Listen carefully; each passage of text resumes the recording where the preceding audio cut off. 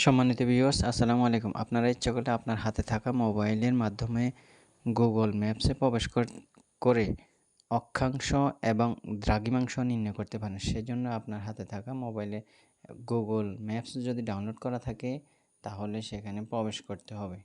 আমি দেখুন আমার হাতে থাকা মোবাইলে গুগল ম্যাপসে এই যে দেখুন গুগল ম্যাপস, এই যে এটা হচ্ছে গুগল ম্যাপস এখানে প্রবেশ করব। এখানে প্রবেশ করার পর ধরুন আপনি যে কোনো একটা ঠিকানায় প্রবেশ করে, ধরুন আমি এখানে লিখলাম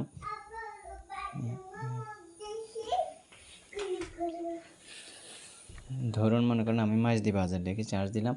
এখন দেখুন এই যে মাইজদি বাজার, এখানে যে আইকনটা আছে আমি এখানে জাস্ট আঙুল দিয়ে চেপে ধরে রাখলাম।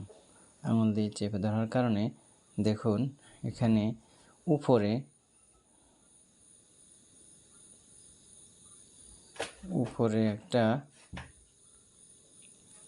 উপরে দুইটা দশমিক আলা সংখ্যা আছে। দেখুন এই একটা সংখ্যা,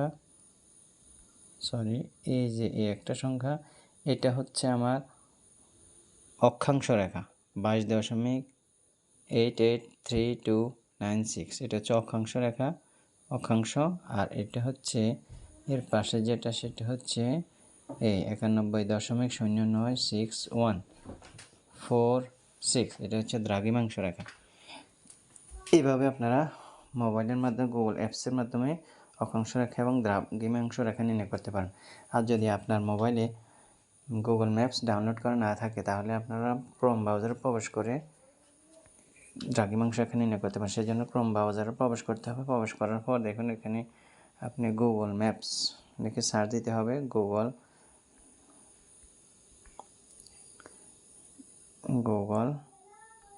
ম্যাপস দিয়ে সার্চ দিলে দেখুন এই যে উপরে প্রথমেই আইকনটা আছে গুগল ম্যাপস, এই যে দেখুন গুগল ম্যাপস, এখানে এই লিঙ্কে প্রবেশ করতে হবে।